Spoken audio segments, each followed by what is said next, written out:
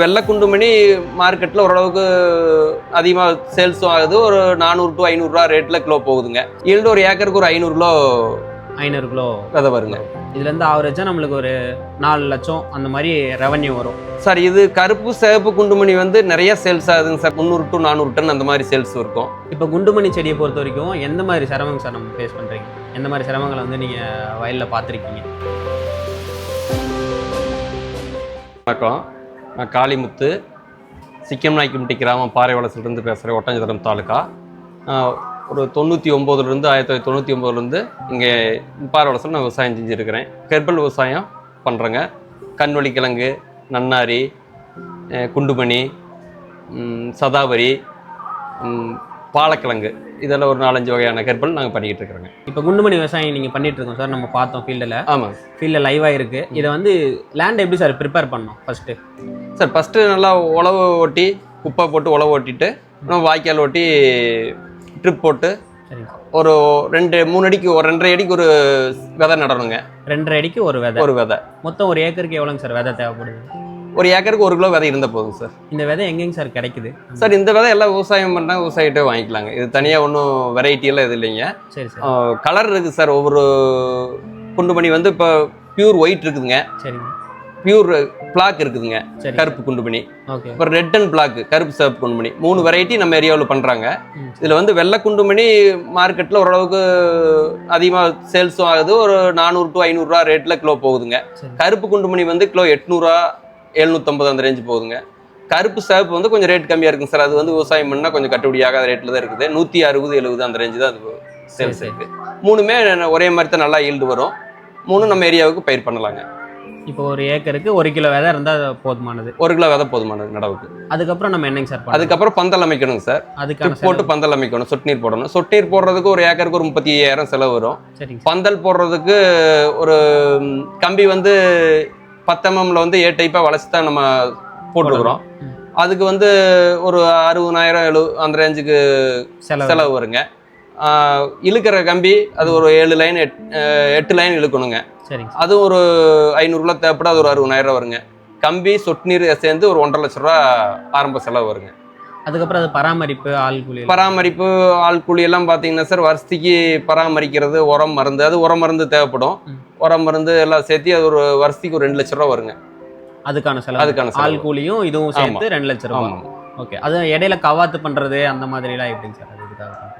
Sir கவாத்து ரொம்ப அதிகமாக வந்துச்சுன்னா கவாத்து பண்ணணுங்க. அப்போதைக்கு வந்து நம்ம காயெல்லாம் பறிச்சுட்டு அதுக்கப்புறமேட்டு ஃப்ரீயாக கவாத்து பண்ணணும். அதுக்கான செலவுங்க சார்? அதெல்லாம் இந்த 2 லட்ச ரூபா சொல்றாங்க சார். எவ்வளோங்க சார் ஈல்டு வந்து எதிர்பார்க்கலாம்? ஈல்டு ஒரு ஏக்கருக்கு ஒரு 500 கிலோ விதை வருங்க. கருப்பு குண்டுமணி 800 ரூபா போயிட்டு இருக்குங்க சார். 750 800 போயிட்டு இருக்குது. வெள்ளை குண்டுமணி வந்து இப்போ 400-450 ரூபா அந்த ரேஞ்சில் போயிட்டு இருக்குது. நான் சொல்றது ஆவரேஜ் ஒரு 500 கிலோ சொல்றேன். நல்லா ஈல்டு எடுக்கிறவங்க 600-700 கிலோ கூட ஒரு ஏக்கர்ல எடுப்பாங்க.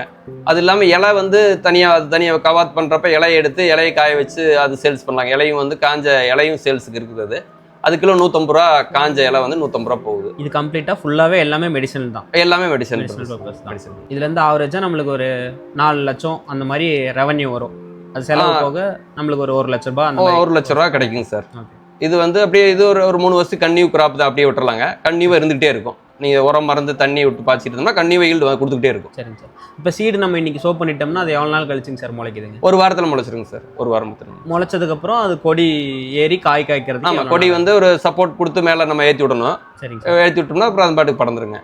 பந்தல்லே அது பாட்டுக்கு பறந்து நம்ம அதுக்கப்புறம் ரொம்ப அடம்பாயிருச்சுன்னா நம்ம அறுக்கிறது. ரொம்ப அதிகமாயிருச்சுன்னா நம்ம கவாத் பண்ணி விடணும். கவாத்து பண்ணி அதுக்கப்புறம் செடி காயாதுங்களா? தளைஞ்சிரும். செடி காயாது சார், தளைஞ்சிரும். நம்ம அதுக்கு உரம் தண்ணி விட்டுக்கிட்டே இருந்தா காயாதுங்க சார். கண்டிப்பா நீங்க நம்ம தொடர்ந்து ஒரு 3 வருஷத்துக்கு விடுறோம். அப்புறம் ரொம்ப செடி அதிகமாயிருச்சுன்னா அப்புறம் எடுத்துட்டு ஃபீல்டு மாத்துறோம். நீங்க 6-7 வருஷத்துக்கு கூட விட்டாலும் இருந்துகிட்டே இருக்கு, ஒன்றும் ஆகாது.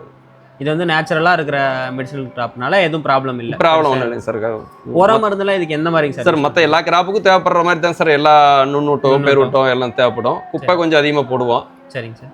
என்ன மாதிரி குப்பைங்க சார்? இந்த தொழு உரமா? தொழு உரம் சார். தொழு உரம் மக்க வச்சு தொழு உரம் போடுவோம். இப்போ குண்டுமணி செடியை பொறுத்த வரைக்கும் எந்த மாதிரி சிரமங்க சார் நம்ம ஃபேஸ் பண்ணுறீங்க? எந்த மாதிரி சிரமங்களை வந்து நீங்கள் வயலில் பார்த்துருக்கீங்க?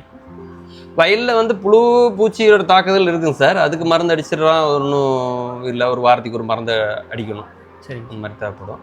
லைன் வந்து இப்போ கொஞ்சம் கேப் அதிகமாக விட்டோம்னா கொஞ்சம் புழு பூச்சியோட தொந்தரவு கம்மிங்க சார். இப்போ சாதாரணமாக ஒரு 6 அடிக்கு ஒன்று போட்டுட்டு இருந்தோம் முதல்ல, அது ரொம்ப கொஞ்சம் இடைஞ்சலாக இருந்துச்சு. இப்போ 7 அடிக்கு ஒரு வரிசை 7.5 அடிக்கு ஒரு வரிசை போடுறோம். ஒரு செடி ஒரு 2.5 அடி கேப்பில் நடவு பண்ணால் கொஞ்சம் ரொம்ப அடம்பா இல்லாமல் பராமரிப்பு வச்சிருந்தோம்னா ரொம்ப கொஞ்சம் பூச்சி தாக்கல் கொஞ்சம் கம்மியாகுங்க. இப்போ காய் பறிக்கிறது வந்து ஈல்டு எல்லாம் ஒரே டைம்ல வருங்களா சார்? அப்படி வராது சார், வாரம் ஒருக்கா எடுக்கிற மாதிரி இருக்கும். வார வாரம் ஆமாம், வாரம் எடுக்கிற மாதிரி காய். அது காஞ்சதுக்கு அப்புறம் பறிக்கணுங்களா இல்லை பச்சையாவே ஹார்வெஸ்ட் பண்ணி? இல்லை சார், காஞ்சதுக்கு அப்புறம்.